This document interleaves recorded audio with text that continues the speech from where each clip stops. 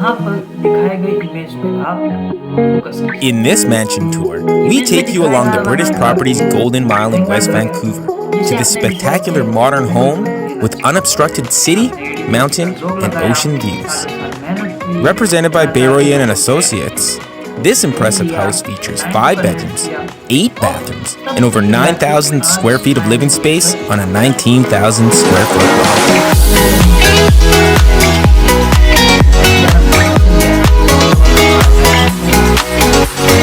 As you enter through the private gate, this mansion welcomes you with a herringbone patterned stone driveway. खत्म, bye bye, tata, goodbye, गया। अब हम दूसरे image पे दिखाए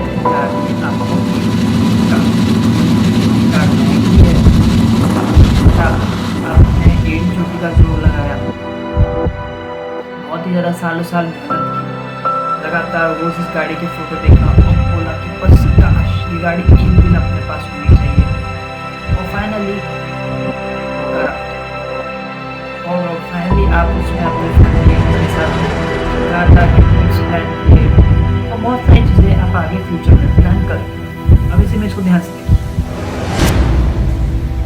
खत्म, bye bye, tata, goodbye, गया। अब हम तीसरे इमेज पे पढ़ेंगे। अब यहाँ पर दिखाए जाने वाले लोगों पर फोकस कीजिए। ये सोचिए कि ये है, इसमें से कुछ लोग हो सकते हैं आपके फैमिली मेम्बर्स हो, कुछ हो सकते हैं रिलेटिव्स हो, कुछ हो सकते हैं नेबर्स हो। ओवरऑल ऐसे लोग जो आपके लिए वैल्यू करते हैं, जिनसे आप प्यार करते हैं, जो आपसे प्यार करते हैं, और ये लोग आपके लाइफ में बहुत ज़्यादा वैल्यू करते हैं। इमेज को ध्यान से देखिए। खत्म, bye bye, tata, goodbye, गया। सो गाइस, अब मैं आप लोगों को ये एग्जांपल्स क्यों दिखा रहा हूँ, क्योंकि मैं चाहता हूँ कि आप लोग समझे कि यूक्रेन में क्या कंडीशन है। यूक्रेन में सेम कंडीशंस लोग फेस कर रहे हैं। लोगों के परिवार अचानक से लोगों के सामने से ख़त्म हो गए हैं। लोगों के सालों साल मेहनत किए हुए घर लोगों के सामने से ख़त्म हो गए हैं। लोगों ने अपने हार्ड अर्न मनी से जो पैसा कमाया है वो ख़त्म हो रहा है।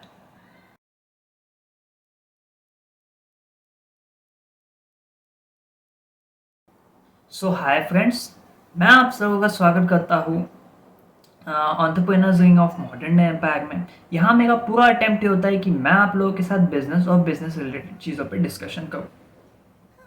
अब यहाँ पे आप सोच रहे होंगे कि बिजनेस वाला चैनल लड़ाई झगड़े में कहाँ से कूद गया। तो गाइस, इसका सीधा जवाब है कि इस वॉर का सीधा इम्पैक्ट पड़ने वाला है हमारे लाइफ पे और हमारे बिजनेस पे। इसलिए मुझे लगा कि आप लोगों के साथ चीज़ों को डिस्कस करना चाहिए। जरूर वीडियो को लाइक कर दो, हमारे चैनल मॉडर्न डे एम्पायर को सब्सक्राइब करो और बने रहो वीडियो के एंड तक, बिकॉज हम यहाँ पे डिस्कस करेंगे कि एक कॉमन मैन के लाइफ पे ग्राउंड लेवल पे क्या इम्पैक्ट होने वाला है। और हम यहाँ पे ट्राई करेंगे कि हम यहाँ पे तरह तरह के पार्टीज का माइंडसेट भी समझ सके। चलिए बढ़ते हैं वीडियो के ऊपर। अब ये इससे पहले हम बड़े वीडियो के ऊपर आपको कुछ जगहों को समझना पड़ेगा। मतलब आपको कुछ टर्म्स को समझना होगा। पहला टर्म्स है डेलीगेट्स, यानी वो स्टेट जो डिसाइड किए हैं कि हम वॉर में इन्वॉल्व होंगे। नॉन डेलीगेट्स मतलब ऐसे लोग जो डिसाइड किए कि हम वॉर में नहीं होंगे। ये तो गई लैंड वाइज। अब हम बात करेंगे लोगों के वाइज। कॉम्बेटल्स वो लोग जो डिसाइड किए हैं कि हम वॉर में लड़ेंगे। नॉन कॉम्बेटल्स वो ये लोग ने डिसाइड किया है कि चाहे जो हो जाए हम वॉर में नहीं उतरेंगे। अब यहाँ पे एक और टीम आ जाती है न्यूट्रल्स।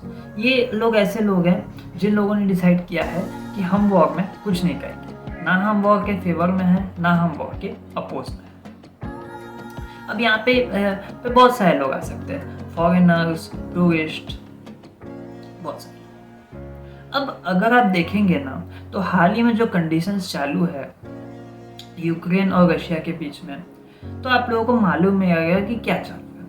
तो अगर आप सोच रहे हैं कि अपन यहाँ पे कोई लेटेस्ट अपडेट डिस्कस करने वाले हैं तो नहीं, हम फ्यूचर के ऊपर डिस्कस करेंगे। यहाँ पे हम देखेंगे डिप्लोमेटिक कनेक्शंस कैसे डिस्टर्ब होते हैं, ट्रीटीज पे क्या डिस्टर्ब होता है, और यहाँ पे अपन तरह तरह की पार्टीज का माइंडसेट्स भी देखेंगे। अब गाइस बिकॉज बहुत सारी चीज़ें अपन को समझने की ज़रूरत है और बहुत बड़े बड़े लोग इन सारी चीज़ों में इन्वॉल्व हैं। तो अगर हम थोड़ा सा हिस्ट्री में जाके देखें तो यूक्रेन और रशिया के कनेक्शंस बहुत अच्छे थे। जहाँ यूक्रेन और रशिया बहुत सारी चीज़ों में अच्छा था। यूक्रेन में बहुत सारे रशियन स्पीकिंग लोग रहते थे।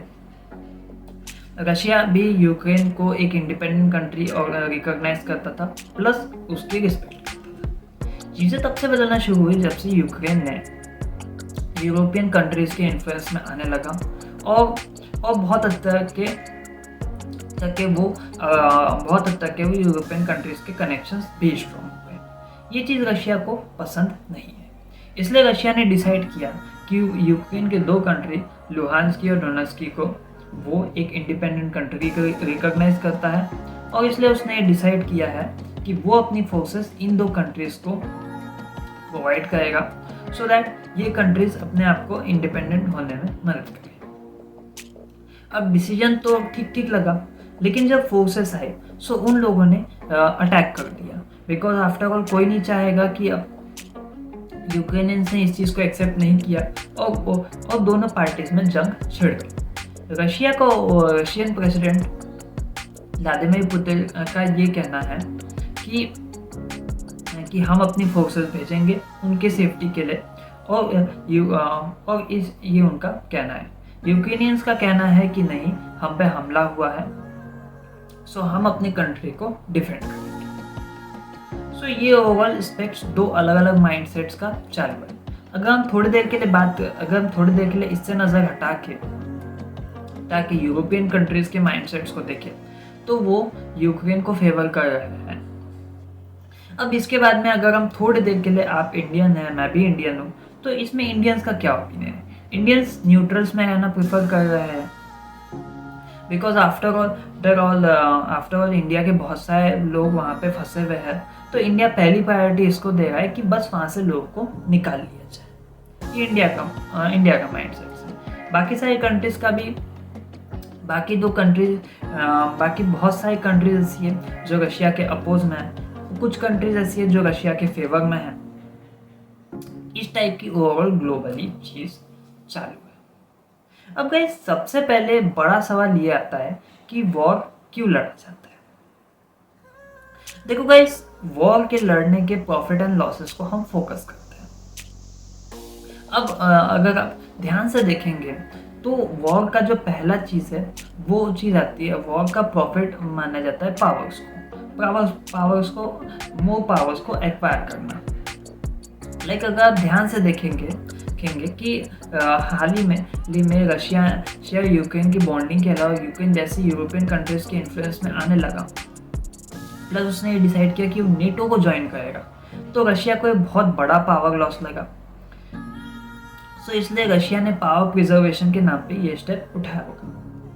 अब अपन दूसरा पॉइंट जो आता है वो आता है रिसोर्सेस, बिकॉज वॉर को लड़ने का मेन, किसी भी, अगर अपन थोड़ी देर के लिए इस मैटर को बाजू करें तो वॉर को लड़ने का मेन मैटर होता है मोर रिसोर्सेस को एक्वायर करना। अब रिसोर्सेस यहाँ पे कुछ भी हो सकता है, बट वो वैल्यूएबल रहते हैं। ये क्रूड ऑयल हो सकता है, ये नेचुरल रिसोर्सेस हो सकता है, ये आर्टिफिशियल रिसोर्सेस हो सकता है। बट लॉन्ग टर्म में अगर किसी लैंड के पास या किसी कंट्री के पास रिसोर्सेस होगी तो मार्केट में बहुत बड़ा मेजर इम्पैक्ट कर सकती है इंपोर्ट और एक्सपोर्ट। अगर आप देखेंगे कुछ चीज़ों के सप्लाईज कुछ एक्सक्लूसिव कंट्रीज के पास ही है, सो अपने टाइप से एक्सट्रीम रेट चार्ज करती है। सेम चीज़ सो यहाँ पे रिसोर्सेज का एक बहुत बड़ा मेजर रोल प्ले है। फिर बात आती है सेफ्टी की। वॉर में लड़ने वाली हर कंट्री ज़रूरी नहीं कि इन सारी चीज़ों पे फोकस करे, वो फोकस करती है सेफ्टी पे। सेफ्टी भी एक इम्पॉर्टेंट फैक्टर होता है। लाइक आफ्टर ऑल अगर आप एक करंट पोजीशन पे है, अगर आपको लग रहा है कि भाई खतरा है और अपने आप को बचाने की ज़रूरत है करंट पोजीशन, तो आप एडी चोटी का जोर लगाएंगे। सेम चीज़ वॉर में लड़ने वाली कंट्रीज़ का भी या कह लो वॉर में लड़ने वाली टीम का भी यही माइंडसेट होता है। फिर ऑफकोर्स एक्सपेंशन, अगर उनको लैंड फॉर्म्स एक्सपेंशन करने वाला है तो अल्टीमेटली वो भी एक रिसोर्सेस है। और आफ्टर ऑल इनकेस अगर आप वॉर जीत जाते हैं तो आपके चीज़ें आपके फेवर में आएंगी, लोग आपके सामने सर झुकाएंगे, तो इन शॉर्ट एक कहीं ना कहीं एक्सपेंशन होगा। तो ये थे कुछ प्रॉफिट जो किसी भी इंडिविजुअल टीम को वॉर करके मिलता है। बात कर ली जाए लॉसेस की, बिकॉज आफ्टर ऑल यहाँ पे रिसोर्सेस इन्वेस्टमेंट बहुत ही ज़्यादा इंपॉर्टेंट होता है किसी भी वॉर को लड़ने के लिए। अभी देखिए, अगर आप ध्यान से देखेंगे तो ये पहला वॉर नहीं है जो अपन देख रहे हैं। अभी जैसे आप लोगों को मालूम होगा कि हाल ही में तालिबान ग्रुप ने अफगानिस्तान में कैप्चर किया, सीरिया के भी डिस्प्यूट्स आप लोगों को मालूम ही है। ऐसे हिस्ट्री में बहुत सारे वॉर्स आप लोगों को देखने को मिलेंगे, बट इनमें जो कॉमन चीज़ आपको मिलेगी कि इन लोगों ने एक सर्टन अमाउंट का रिसोर्सेस इन्वेस्ट किया और तब कहीं जाके वॉर के एंड में इन लोगों को या तो एक्सट्रीम प्रॉफिट हुआ या तो एक्सट्रीम लॉसेस हुआ। बट यहाँ पे जो रिसोर्स इन्वेस्टमेंट है ये बहुत ही ज़्यादा वैल्यू करता है। फिर इसके बाद में बात आती है, सेकेंड चीज़ आती है जो लॉस करते हैं वॉर में टीम्स, वो है कनेक्शंस। लाइक मान लेते हैं कि 5 कंट्रीज है और 5 कंट्रीज के कनेक्शंस अच्छे हैं। अब एक कंट्री डिसाइड करती है कि वो दूसरी कंट्री पे अटैक करके कैप्चर करेगी। डिसीजन बड़ा सीधा है, बट इससे जो ओवरऑल लड़ाई होती है, इसमें लड़ाई का फेस और लड़ाई के बाद एक बहुत बड़ा इम्पैक्ट पड़ता है कनेक्शंस पे।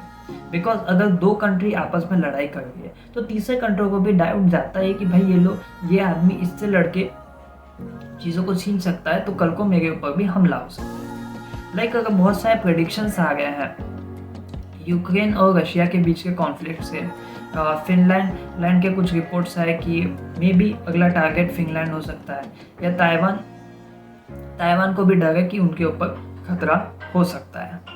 और तीसरी चीज़ जो इम्पॉर्टेंट है वो है trade, because guys trade after all लेन देन है बहुत सारे कंट्रीज के बीच में।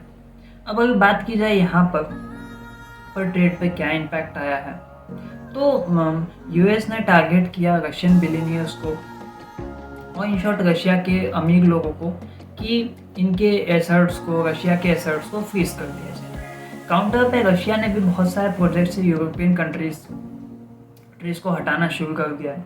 लाइक उन्होंने अपने रॉकेट से फ्लैग भी हटा दिया और बहुत सारे स्टेप्स दोनों पार्टीज अपने अपने तरफ से ले गए। अब यहाँ पर हम देखें, अब यहाँ पे एक बहुत इंपॉर्टेंट चीज़ आ जाती है कि कॉमन मैन को इसमें क्या होगा। लाइक अगर पहले अपन सिनेरियो समझते हैं कि आफ्टर ऑल कॉमन मैन की क्या कंडीशन है इस वॉर। अगर हम देखें यूक्रेन की, तो वहाँ की पॉपुलेशन बहुत कम है, प्लस उन्होंने पास्ट में अपने वेपन्स ट्रेड के समझौते के टाइम पे डिसाइड किया कि हम अपने पास वेपन्स नहीं रखेंगे, इसलिए उन लोगों ने वेपन्स दे दिया और कहीं ना कहीं शायद वो इसी चीज़ को फेस कर रहे हैं आज के डेट में। अब बात कर ली जाए कॉमन मैन को, इनफैक्ट प्रिजनर्स को भी वेपन पकड़ा दिया गया है, बोला है कि भाई खतरा है, लड़। अगर हम रशिया की कंडीशन देखें तो वहाँ पे 2 अलग अलग लोग हैं। कुछ लोग ऐसे हैं जो बोल रहे हैं कि ये बहुत अच्छी बात है कि वॉर किया गया है, और वही एट द सेम टाइम बहुत सारे लोग ऐसे हैं जो बोल रहे हैं कि वॉर को व्लादिमीर पुतिन ने अपने ईगो के थ्रू लिया है और ये उन्होंने एक गलत डिसीजन लिया है। तो 2 अलग अलग माइंडसेट्स है यहाँ पे जो देखने को मिलेंगे। अब ये तो रही बात कॉमन मैन की। अब यहाँ पे हम देखेंगे कि क्या क्या losses after all common man को फेस करने पड़े। पहला है property loss, because after all attacks हो रहा है तो बहुत सारे आप लोगों को वीडियो फुटेज देखने को मिल जाएंगी कैसे यूक्रेन के बड़े बड़े बिल्डिंग्स वगैरह को डिस्ट्रॉय किया जा रहा है। सेम विद व्हीकल्स भी डिस्ट्रॉय हो गए। रिसोर्सेज में आप देखेंगे तो यहाँ पर लोगों को खाने पीने की सप्लाईज नहीं मिल रही। इंडियन स्टूडेंट्स ये बता रहे हैं कि उनको सिर्फ बहुत ही ज़्यादा लिमिटेड खाने को अवेलेबल है, और जो अगर इनकेस वो वेजिटेरियन है तो उनके लिए भी बहुत बड़ा इश्यू होगा। अब अपन थोड़ी देर के लिए रशिया की तरफ ध्यान लगाते हैं तो उनकी करेंसी में बहुत ही ज़्यादा डाउनफॉल देखने मिला है पिछले कुछ दिनों में। तो हो सकता है जो भी उनके पास अवेलेबिलिटी है उसमें बहुत ही ज़्यादा प्राइस हाइक्स देखने को मिले यूक्रेन और रशिया दोनों में, क्योंकि आफ्टर ऑल करेंसी इनबैलेंस की वजह से रशिया को प्राइस के ग्रोथ सहन करने पड़ते हैं। Way at the same mind Ukraine में रिसोर्सेज की अवेलेबिलिटी की वजह से प्राइस हाइक्स देखने को मिल सकते हैं। फिर उसके बाद में मैं एक बहुत बड़ा रोल प्ले होता है मेजॉरिटी और माइनॉरिटी का। लाइक इनके जैसे कि अगर आप देखेंगे यूक्रेन में मेजॉरिटी ऑफ द लोग ये माइंडसेट रखा है कि हाँ भाई हमारी कंट्री हम लड़ेंगे। वहीं at the same time minority कुछ ऐसी भी है जिनका ये कहना है कि हम वॉर नहीं लड़ पाएंगे, सो हमें पीछे हट जाना चाहिए। अब ऐसे में बहुत सारे चीज़ें रहते हैं जो यहाँ पर माइनॉरिटी को सहन करने पड़ते हैं। लाइक उनके तरफ एक पीयर प्रेशर बन जाते हैं कि भाई इतने सारे लोग लड़ रहे हैं, तो मेजॉरिटी उनको ये कन्विंस करने की कोशिश करते हैं कि हमारे तरफ हो जाओ। वहीं एट द टाइम माइनॉरिटी के लिए बहुत कम पॉइंट्स बचते हैं अपने फेवर में बात करने के लिए। फिर उसके बाद में एक बहुत बड़ा रोल प्ले आता है फ्यूचर प्लान्स का। लाइक अभी जैसे वॉर हुआ है तो यूक्रेन और रशिया कनेक्शंस एक बहुत लॉन्ग टर्म में बहुत ज़्यादा डिस्टर्ब होंगे। सो इनकेस अगर कोई रशियन ये प्लान कर रहा है कि वो अपने बच्चे को या वो अपने बेटा बेटी को या वो खुद भी फ्यूचर प्लान्स के लिए यूक्रेन पर रिलाय होने वाला है, या फ्यूचर प्लान्स है कि हाँ भैया चलो जाके ये पढ़ेगा, तो वो पॉसिबल नहीं हो पाएगा। कुछ बिजनेस रिलेटेड चीज़ें हैं तो उसमें भी इशू आएगी। और सेम चीज़ यूक्रेन के साथ भी होगी। यूक्रेन के प्रेसिडेंट ज़ेलेंस्की ने ये तक बोल दिया कि रशिया को हम कभी इस चीज़ के लिए माफ़ नहीं करेंगे। तो ये चीज़ है। फिर उसके बाद में अब यहाँ पे आता है जनरल लॉस इस बारे में क्या बोलते हैं, बिकॉज बहुत सारे ऐसे लॉस बनाए गए हैं जो इंश्योर करते हैं कि भाई वॉर की कंडीशंस ना हो। उनका ये कहना है कि जो बेसिक सप्लाईज है इनके केस वो प्रोवाइड किए जाएंगे, बिकॉज बहुत सारी कम्युनिटी बनी है और बहुत सारी कंट्रीज बहुत सारी कम्युनिटी के अंडर में आते हैं। ऐसे में बहुत सारे कंट्रीज के सिटीजन्स को मेडिकल सप्लाई, फूड सप्लाईज और बहुत सारी जनरल सप्लाईज के मिलेगी। सो ये अपने आप में एक बहुत ही ज़्यादा बैलेंसिंग चीज़ है जो मे बी कॉमन मैन को मदद कर सकती है। अब फिर इसके बाद में सबसे बड़ा सवाल आता होगा आप लोगों के दिमाग में कि भाई अगर ये वॉर होगा, रशिया ने यूक्रेन के कुछ जगहों को ऑक्यूपाई कर लिया है, कुछ जगह नहीं हुए है, और हम एक बस प्रेजेंट कंडीशन डिस्कस करते हैं कि जस्ट वॉर हो गया, तो यहाँ पे जो ओन स्टफ है उसका क्या होगा। लाइक वो रशिया के फेवर में जाएगा, वो यूक्रेन के फेवर में जाएगा। बहुत सारी पॉसिबिलिटीज यहाँ पे निकल सकती है। वहाँ पे डायरेक्ट एक्वायर करना एक बहुत ही ज़्यादा वहाँ पे डायरेक्ट एक्वायर करना वाले स्टेप नहीं होते हैं, बिकॉज इसके साथ बहुत सारी चीज़ें जुड़ी हुई होती है। तो डायरेक्ट एक्वायर करना ना एक बहुत ही ज़्यादा अलग स्टेप हो जाता है। तो ये पॉसिबिलिटी कम हो जाती है कि रशिया उसको अपने इसमें मिलाएगा। बट हाँ एक चीज़ निकल के आती है। फिर दूसरी पॉसिबिलिटी ये आती है कि रशिया ने आफ्टर ऑल उनको इंडिपेंडेंट कंट्री के तौर पे रिकॉग्नाइज करेगा, सो मे बी फ्यूचर में वो रशिया के इन्फ्लुएंस में रहे। ये एक पॉसिबिलिटी निकल सकती है। या तो ये भी एक कंक्लूजन निकल सकता है कि फिर वो वापस रशिया को, यूक्रेन को वापस करना पड़ेगा। अब इतना बड़ा जो थर्ड पॉसिबिलिटी है उसमें कंपनसेशन के तौर पे मे बी जो भी यूरोपियन कंट्रीज़ के तरफ से सैंक्शन लगाए गए हैं रशिया के ऊपर, मे बी वो हटा दिए जाए और ट्रेड में भी उनको कंपनसेशन दे दिया जाए कि हाँ चलो आपने फाइनली समझौता किया है, तो कुछ हद तक के उन्हें कंपनसेशन मिल सकता है। अब बहुत सारे लोगों के दिमाग में ये सवाल आ रहा होगा कि अगर जेन्युइनली फॉरेन लोग और टूरिस्ट लोग वहाँ पे यूक्रेन में फंसे हुए हैं तो उनको निकाला क्यों नहीं जा रहा है, या निकाला भी जा रहा है तो क्या इतना टाइम क्यों लग रहा है। तरह के रिपोर्ट्स आ गए, यूक्रेनियंस कह रही है कि हम निकालना चाह रहे हैं लेकिन रशिया बॉम्बिंग कर रहा है। रशिया कह रहा है कि हम निकालना चाह रहे हैं बट यूक्रेनियंस उन्हें एक शील्ड की तरह यूज़ कर रहे हैं। तरह के डिबेट्स है क्योंकि इस टाइम पे कंडीशन बहुत ही ज़्यादा क्रिटिकल है। ऐसे में आपको बोल के या आपको अपना ट्रस्ट प्रूफ करने के लिए बहुत ही ज़्यादा चीज़ें लगेगी। बिकॉज ऐसी भी न्यूज़ आ रही है कि इंडिया के फ्लैग को यूज़ करके अदर कंट्रीज़ के लोग भी एस्केप रूट यूज़ कर रहे हैं। अब ये तो ह्यूमैनिटी की बात है कि हाँ भाई बचना है तो कुछ ना कुछ करके निकल लेंगे। बट ऐसे में बहुत बड़ा सवाल ये क्रिएट हो जाता है कि जो लोग निकल रहे हैं या जो लोग अपने आप को न्यूट्रल्स बोल के आ गए कि क्या वो जेन्युइन में न्यूट्रल्स है या उनका फ्यूचर में प्लान्स है कि वो एनिमी के साइड होके फ्यूचर में डिस्ट्रक्शन कॉज करेंगे। सेम चीज़ आती है वॉर के दौरान जो सप्लाईज होते हैं।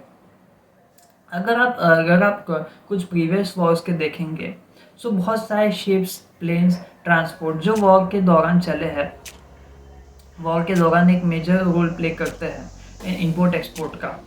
सो उनको जो आने वाले लोग हैं उनको भी थोड़ा बहुत सस्पिशन से देखा जाता है। मैं नहीं कह रहा हूँ कि उनको गलत मान के सीधा सज़ा दे दी जाती है, बट उन्हें भी सस्पिशन से देखा जाता है। सो ओवरऑल हमने कुछ चीज़ें डिस्कस की है। उम्मीद करता हूँ आप लोगों को वीडियो पसंद आएगा। वीडियो पसंद आया तो वीडियो को लाइक कर दो, चैनल मॉडर्न एम्पायर को सब्सक्राइब करो। हम मिलेंगे अगले वीडियो में। सो तब तक के लिए बाय बाय।